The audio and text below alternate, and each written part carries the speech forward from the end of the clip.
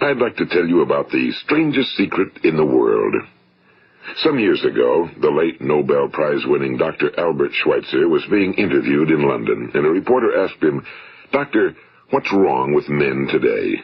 And the great doctor was silent a moment, and then he said, "Men simply don't think." It's about this that I want to talk with you. We live today in a golden age. This is an era that man has looked forward to, dreamed of, and worked toward for thousands of years. But since it's here, we pretty well take it for granted. We in America are particularly fortunate to live in the richest land that ever existed on the face of the earth, a land of abundant opportunity for everyone. But do you know what happens? Well, let's take 100 men who start even at the age of 25. Do you have any idea what will happen to those men by the time they're 65? These 100 men who all start even at the age of 25 believe they're going to be successful. If you asked any one of these men if he wanted to be a success, he'd tell you he did. And you'd notice that he was eager toward life, that there was a certain sparkle to his eye, an erectness to his carriage, and life seemed like a pretty interesting adventure to him. But by the time they're 65, 1 will be rich. 4 will be financially independent. 5 will still be working. 54 will be broke. Now think a moment. Out of the 100, only 5 make the grade. Now why do so many fail? What has happened to the sparkle that was there when they were 25? What's become of the dreams, the hopes, the plans? And why is there such a large disparity between what these men intended to do and what they actually accomplished? When we say about 5% achieve success, we have to define success. And here's the best definition I've ever been able to find. Success is the progressive realization of a worthy ideal. If a man is working toward a predetermined goal and knows where he's going, that man is a success. If he's not doing that, he's a failure. Success is the progressive realization of a worthy ideal.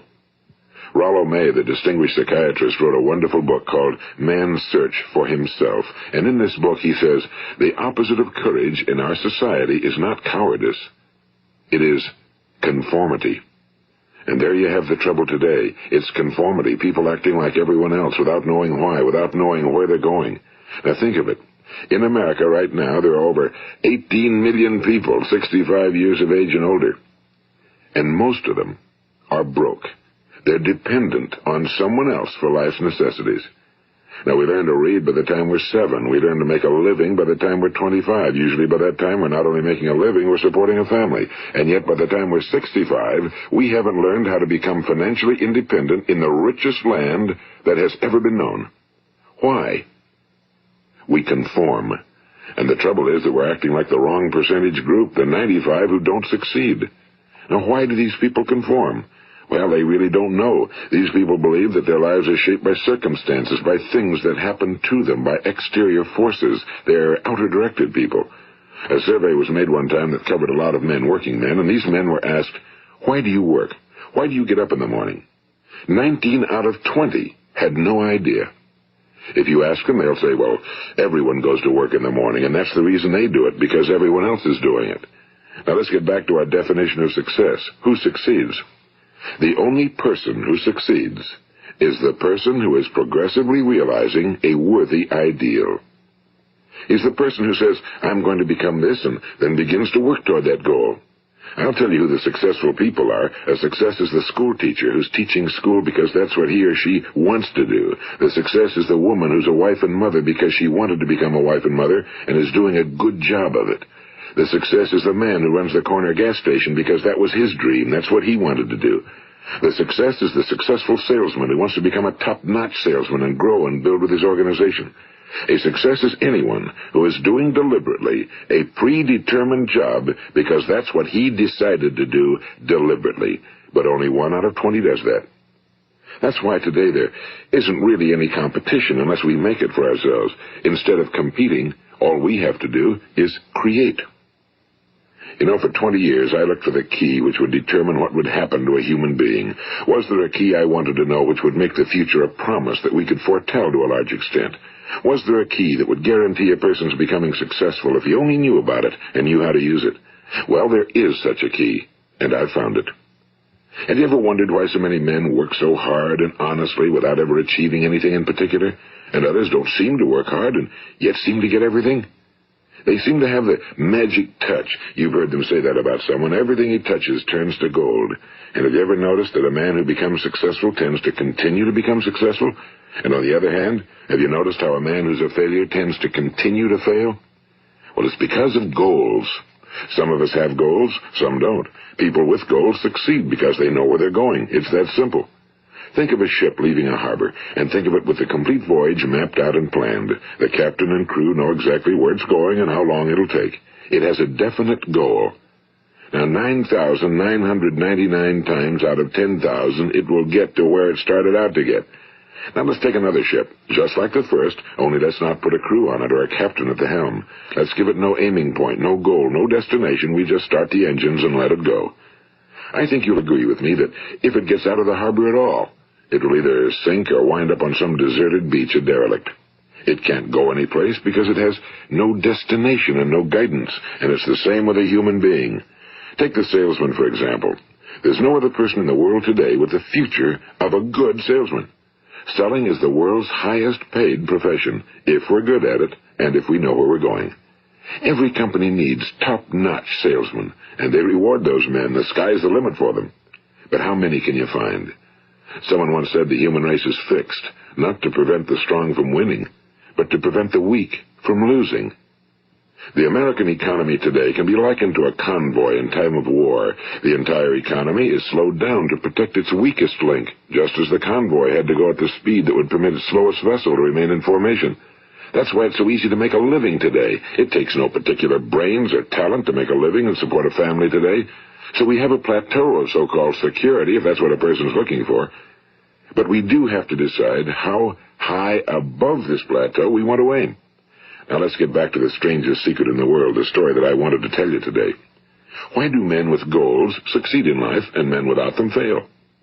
Well, let me tell you something which, if you really understand it, will alter your life immediately. If you understand completely what I'm going to tell you from this moment on, your life will never be the same again.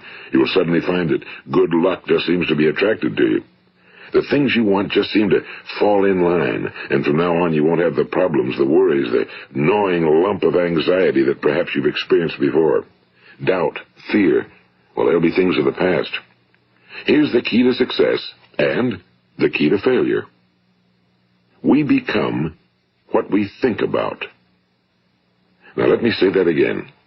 We become what we think about. Throughout all history, the great wise men and teachers, philosophers and prophets have disagreed with one another on many different things. It's only on this one point that they are in complete and unanimous agreement. Listen to what Marcus Aurelius, the great Roman emperor, said. A man's life is what his thoughts make of it. Disraeli said this, everything comes if a man will only wait. I've brought myself by long meditation to the conviction that a human being with a settled purpose must accomplish it, and that nothing can resist a will that will stake even existence for its fulfillment. Ralph Waldo Emerson said this, a man is what he thinks about all day long. William James said, the greatest discovery of my generation is that human beings can alter their lives by altering their attitudes of mind. And he also said, we need only in cold blood act as if the thing in question were real, and it will become infallibly real by growing into such a connection with our life that it will become real. It will become so knit with habit and emotion that our interest in it will be those which characterize belief. And he also said, if you only care enough for a result, you will almost certainly attain it. If you wish to be rich, you will be rich. If you wish to be learned, you will be learned. If you wish to be good, you will be good. Only you must then really wish these things and wish them exclusively, and not wish at the same time 100 other incompatible things just as strongly. In the Bible, you read in Mark 9:23, if thou canst believe, all things are possible to him that believeth.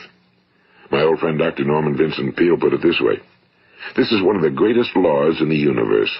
Fervently do I wish I had discovered it as a very young man.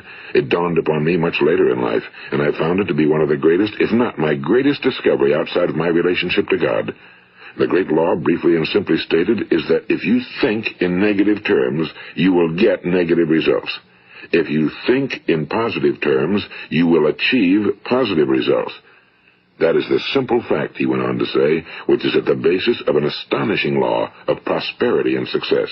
In 3 words, believe and succeed. William Shakespeare put it this way: our doubts are traitors and make us lose the good we oft might win by fearing to attempt. George Bernard Shaw said, people are always blaming their circumstances for what they are. I don't believe in circumstances. The people who get on in this world are the people who get up and look for the circumstances they want, and if they can't find them, make them. Well, it's pretty apparent, isn't it? And every person who discovered this for a while believed that he was the first one to work it out. We become what we think about. Now, it stands to reason that a person who's thinking about a concrete and worthwhile goal is going to reach it, because that's what he's thinking about, and we become what we think about. Conversely, the man who has no goal, who doesn't know where he's going, and whose thoughts must therefore be thoughts of confusion and anxiety and fear and worry, becomes what he thinks about. His life becomes one of frustration and fear and anxiety and worry. And if he thinks about nothing, he becomes nothing. Now, how does it work? Why do we become what we think about? Well, I'll tell you how it works as far as we know. Now, to do this, I want to tell you about a situation that parallels the human mind. Suppose a farmer has some land, and it's good fertile land. Now, the land gives the farmer a choice. He may plant in that land whatever he chooses. The land doesn't care. It's up to the farmer to make the decision. Now, remember, we're comparing the human mind with the land because the mind, like the land, doesn't care what you plant in it. It will return what you plant, but it doesn't care what you plant. Now, let's say that the farmer has 2 seeds in his hand. One is a seed of corn. The other is nightshade, a deadly poison. He digs 2 little holes in the earth, and he plants both seeds, one corn, the other nightshade. He covers up the holes, waters, and takes care of the land, and what will happen? Invariably, the land will return what's planted. As it's written in the Bible, as ye sow, so shall ye reap. Now remember, the land doesn't care. It'll return poison in just as wonderful abundance as it will corn. So up come the 2 plants, one corn, one poison. Now, the human mind is far more fertile, far more incredible and mysterious than the land, but it works the same way. It doesn't care what we plant. Success, failure. A concrete, worthwhile goal, or confusion. Misunderstanding, fear, anxiety, and so on. But what we plant, it must return to us. You see, the human mind is the last great unexplored continent on Earth. It contains riches beyond our wildest dreams. It will return anything we want to plant. Now, you might say, well, if that's true, why don't people use their minds more? Well, I think they figured out an answer to that one, too. Our mind comes as standard equipment at birth. It's free, and things that are given to us for nothing we place little value on. Things that we pay money for, we value. The paradox is that exactly the reverse is true. Everything that's really worthwhile in life came to us free. Our minds, our souls, our bodies, our hopes, our dreams, our ambitions, our intelligence, our love of family and children and friends and country, all these priceless possessions are free. But the things that cost us money are actually very cheap and can be replaced at any time. A good man can be completely wiped out and make another fortune. He can do that several times. Even if our home burns down, we can rebuild it. But the things we got for nothing, we can never replace. The human mind isn't used because we take it for granted. Familiarity breeds contempt. It can do any kind of job we assign to it, but generally speaking, we use it for little jobs instead of big, important ones. Universities have proved that most of us are operating on about 10% or less of our abilities. So decide now, what is it you want? Plant your goal in your mind. It's the most important decision you'll ever make in your entire life. What is it you want? Do you want to be an outstanding salesman? A better worker at your particular job? Do you want to go places in your company, in your community? Do you want to get rich? All you've got to do is plant that seed in your mind, care for it, work steadily toward your goal, and it will become a reality. It not only will, there's no way that it cannot. You see, that's a law, like the laws of Sir Isaac Newton, the laws of gravity. If you get on top of a building and jump off, you'll always go down. You'll never go up, and it's the same with all the other laws of nature. They always work. They're inflexible. Think about your goal in a relaxed, positive way. Picture yourself in your mind's eye as having already achieved this goal. See yourself doing the things you will be doing when you've reached your goal. Ours has been called the phenobarbital age, the age of ulcers and nervous breakdowns and tranquilizers. At a time when medical research has raised us to a new plateau of good health and longevity, far too many of us worry ourselves into an early grave trying to cope with things in our own little personal ways without learning a few great laws that will take care of everything for us. These things we bring on ourselves through our habitual way of thinking. Every one of us is the sum total of his own thoughts. He is where he is because that's exactly where he really wants to be, whether he'll admit that or not. Each of us must live off the fruit of his thoughts in the future, because what you think today and tomorrow, next month and next year, will mold your life and determine your future. You're guided by your mind. I remember one time I was driving through eastern Arizona, and I saw one of those giant earth-moving machines roaring along the road at about 35 miles an hour with what looked like 30 tons of dirt in it. A tremendous, incredible machine, and there was a little man perched way up on top with the wheel in his hands guiding it. And as I drove along, I was struck by the similarity of that machine to the human mind. Just suppose you're sitting at the controls of such a vast source of energy. Are you going to sit back and fold your arms and let it run itself into a ditch? Or are you going to keep both hands firmly on the wheel and control and direct this power to a specific, worthwhile purpose? It's up to you. You're in the driver's seat. You see, the very law that gives us success is a two-edged sword. We must control our thinking. The same rule that can lead a man to a life of success, wealth, happiness, and all the things he ever dreamed of for himself and his family. That very same law can lead him into the gutter. It's all in how he uses it, for good or for bad. This is the strangest secret in the world. Now, why do I say it's strange, and why do I call it a secret? Actually, it isn't a secret at all. It was first promulgated by some of the earliest wise men, and it appears again and again throughout the Bible, but very few people have learned it, understand it. That's why it's strange, and why for some equally strange reason it virtually remains a secret. I believe that you could go out and walk down the main street of your town and ask one man after another what the secret of success is, and you probably wouldn't run into one man in a month who could tell you. Now, this information is enormously valuable to us if we really understand it and apply it. It's valuable to us not only for our own lives, but the lives of those around us, our families, employees, associates, and friends. Life should be an exciting adventure. It should never be a bore. A man should live fully, be alive. He should be glad to get out of bed in the morning. He should be doing a job he likes to do because he does it well. One time I heard Grove Patterson, the great late editor-in-chief of the Toledo Daily Blade, make a speech, and as he concluded his speech, he said something I've never forgotten.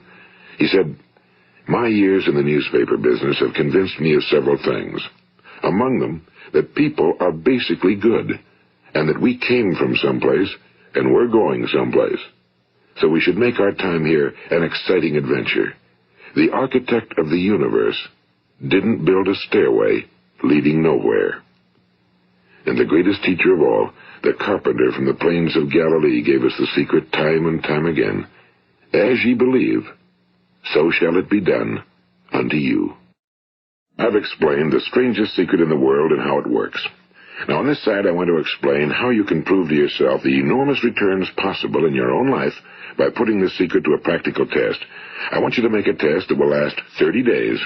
It isn't going to be easy, but if you'll give it a good try, it will completely change your life for the better. Now, back in the 17th century, Sir Isaac Newton, the English mathematician and natural philosopher, gave us some natural laws of physics which apply as much to human beings as they do to the movement of bodies in the universe. And one of these laws is that for every action, there is an equal and opposite reaction. Simply stated, as it applies to you and me, it means we can achieve nothing without paying the price. The results of your 30-day experiment will be in direct proportion to the effort you put forth. To be a doctor, you must pay the price of long years of difficult study. To be successful in selling, and remember that each of us succeeds to the extent of his ability to sell. Selling our families on our ideas, selling education in schools, selling our children on the advantages of living the good and honest life, selling our associates and employees on the importance of being exceptional people. To, of course, the profession of selling itself. But to be successful in selling our way to the good life, we must be willing to pay the price. And what is that price? Well, it's many things. First, it's understanding emotionally, as well as intellectually, that we literally become what we think about, that we must control our thoughts if we're to control our lives. It's understanding fully that as ye sow, so shall ye reap. Second, it's cutting away all fetters from the mind and permitting it to soar as it was divinely designed to do. It's the realization that your limitations are self-imposed and that the opportunities for you today are enormous beyond belief. It's rising above narrow-minded pettiness and prejudice. And third, it's using all your courage to force yourself to think positively on your own problem, to set a definite and clearly defined goal for yourself, to let your marvelous mind think about your goal from all possible angles, to let your imagination speculate freely upon many different possible solutions, to refuse to believe that there are any circumstances sufficiently strong to defeat you in the accomplishment of your purpose, to act promptly and decisively when your course is clear, and to keep constantly aware of the fact that you are, at this moment, standing in the middle of your own acres of diamonds, as Russell Conwell used to point out. And fourth, save at least 10% of every dollar you earn. It's also remembering that no matter what your present job, it has enormous possibilities, if you're willing to pay the price. Now let's just go over the important points in the price each of us must pay to achieve the wonderful life that can be ours. It is, of course, worth any price. 1. You will become what you think about. 2. Remember the word imagination and let your mind begin to soar. 3. Courage. Concentrate on your goal every day. 4. Save 10% of what you earn. And 5. Action. Ideas are worthless unless we act on them. Now, I'll try to outline the 30-day test I want you to make. Keep in mind that you have nothing to lose by making this test and everything you could possibly want to gain. There are two things that may be said of everyone. Each of us wants something, and each of us is afraid of something. I want you to write on a card what it is you want more than anything else. It may be more money. Perhaps you'd like to double your income or make a specific amount of money. It may be a beautiful home. It may be success at your job. It may be a particular position in life. It could be a more harmonious family. Each of us wants something. Now write down on your card specifically what it is you want. Make sure it's a single goal and clearly defined. You needn't show it to anyone, but carry it with you so that you can look at it several times a day. Think about it in a cheerful, relaxed, positive way each morning when you get up, and immediately you have something to work for, something to get out of bed for, something to live for. Look at it every chance you get during the day and just before going to bed at night. And as you look at it, remember that you must become what you think about, and since you're thinking about your goal, you realize that soon it will be yours. In fact, it's yours really the moment you write it down and begin to think about it. Look at the abundance all around you as you go about your daily business. You have as much right to this abundance as any other living creature. It's yours for the asking. Now we come to the difficult part. Difficult because it means the formation of what is probably a brand new habit, and new habits are not easily formed. Once formed, however, it will follow you for the rest of your life. Stop thinking about what it is you fear. Each time a fearful or negative thought comes into your consciousness, replace it with a mental picture of your positive and worthwhile goal. And there'll come times when you'll feel like giving up. It's easier for a human being to think negatively than positively. That's why only 5% are successful. You must begin now to place yourself in that group.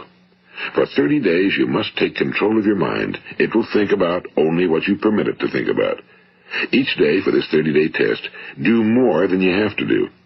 In addition to maintaining a cheerful, positive outlook, give of yourself more than you've ever done before. Do this knowing that your returns in life must be in direct proportion to what you give. The moment you decide on a goal to work toward, you're immediately a successful person. You are then in that rare and successful category of people who know where they're going. Out of every 100 people, you belong to the top 5. Don't concern yourself too much with how you're going to achieve your goal. Leave that completely to a power greater than yourself. All you have to do is know where you're going. The answers will come to you of their own accord and at the right time. Remember these words from the Sermon on the Mount, and remember them well. Keep them constantly before you this month of your test. Ask, and it shall be given you. Seek, and ye shall find. Knock, and it shall be opened unto you. For every one that asketh receiveth, and he that seeketh findeth, and to him that knocketh it shall be opened. It's as marvelous and as simple as that. In fact, it's so simple that in our seemingly complicated world, it's difficult for an adult to understand that all he needs is a purpose and faith. For 30 days, do your very best. If you're a salesman, go at it as you've never done before, not in a hectic fashion, but with the calm, cheerful assurance that time well spent will give you the abundance in return you deserve and want. If you're a homemaker, devote your 30-day test to completely giving of yourself without thinking about receiving anything in return, and you'll be amazed at the difference it makes in your life. No matter what your job, do it as you've never done it before for 30 days. And if you've kept your goal before you every day, you'll wonder and marvel at this new life you've found. Dorothea Brand, the outstanding editor and writer, discovered it for herself and tells about it in her fine book, Wake Up and Live. Her entire philosophy is reduced to the words, act as though it were impossible to fail. She made her own test with sincerity and faith, and her entire life was changed to one of overwhelming success. Now, you make your test for 30 full days. Don't start your test until you've made up your mind to stick with it. You see, by being persistent, you're demonstrating faith. Persistence is simply another word for faith. If you didn't have faith, you'd never persist. If you should fail during your first 30 days, by that I mean suddenly find yourself overwhelmed by negative thoughts, you've got to start over again from that point and go 30 more days. Gradually, your new habit will form until you find yourself one of that wonderful minority to whom virtually nothing is impossible. And don't forget the card. It's vitally important as you begin this new way of living. On one side of the card, write your goal, whatever it may be. On the other side, write the words we've quoted from the Sermon on the Mount. Ask, and it shall be given you. Seek, and ye shall find. Knock, and it shall be opened unto you. Nothing great was ever accomplished without inspiration. See that during these crucial first 30 days, your own inspiration is kept at a peak. And above all, don't worry. Worry brings fear, and fear is crippling. The only thing that can cause you to worry during your test is trying to do it all yourself. Know that all you have to do is hold your goal before you. Everything else will take care of itself. Remember also to keep calm and cheerful. Don't let petty things annoy you and get you off course. Now, since making this test is difficult, some will say, why should I bother? Well, look at the alternative. No one wants to be a failure. No one really wants to be a mediocre individual. No one wants a life constantly filled with worry and fear and frustration. Therefore, remember that you must reap that which you sow. If you sow negative thoughts, your life will be filled with negative things. If you sow positive thoughts, your life will be cheerful, successful, and positive. Now, gradually, you will have a tendency to forget what you've heard on this recording. Play it often. Keep reminding yourself of what you must do to form this new habit. Gather your whole family around at regular intervals and listen to what's been said here. You know, most men will tell you that they want to make money without understanding the law. The only people who make money work in a mint. The rest of us must earn money. This is what causes those who keep looking for something for nothing or a free ride to fail in life. The only way to earn money is by providing people with services or products which are needed and useful. We exchange our time and our product or service for the other man's money. Therefore, the law is that our financial return will be in direct proportion to our service. Now, success is not the result of making money. Making money is the result of success, and success is in direct proportion to our service. Most people have this law backwards. They believe that you're successful if you earn a lot of money. The truth is that you can only earn money after you're successful. It's like the story of the man who sat in front of the stove and said to it, give me heat, and then I'll add the wood. How many men and women do you know, or do you suppose there are today, who take the same attitude toward life? There are millions. We've got to put the fuel in before we can expect heat. Likewise, we've got to be of service first before we can expect money. Don't concern yourself with the money. Be of service, build, work, dream, create. Do this, and you'll find there's no limit to the prosperity and abundance that will come to you. Prosperity, you know, is founded upon a law of mutual exchange. Any person who contributes to prosperity must prosper in turn himself. Sometimes the return will not come from those you serve, but it must come to you from someplace, because that's the law. For every action, there is an equal and opposite reaction. As you go daily through your 30-day test period, remember that your success will always be measured by the quality and quantity of service you render, and money is a yardstick for measuring this service. No man can get rich himself unless he enriches others. Now, there are no exceptions to a law. You can drive down any street in America and from your car estimate the service that's being rendered by the people living on that street. Had you ever thought of this yardstick before? It's interesting. Some, like ministers and priests and other devoted people, measure their returns in the realm of the spiritual, but again, their returns are equal to their service. Once this law is fully understood, any thinking person can tell his own fortune. If he wants more, he must be of more service to those from whom he receives his return.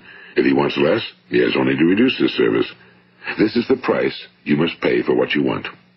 If you believe you can enrich yourself by deluding others, you can end only by deluding yourself.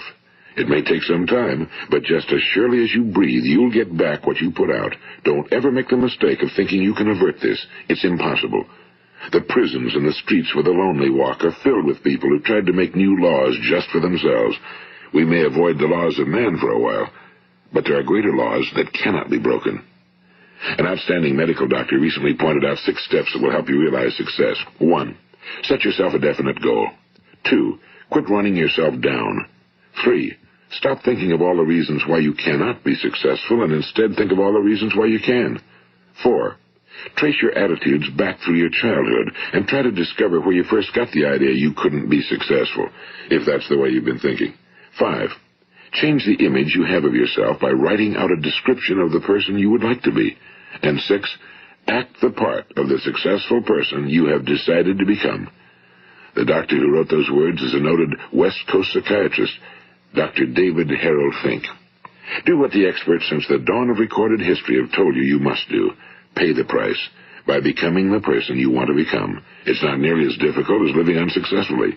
Make your 30-day test, then repeat it again, and each time it will become more a part of you until you'll wonder how you could ever have lived any other way.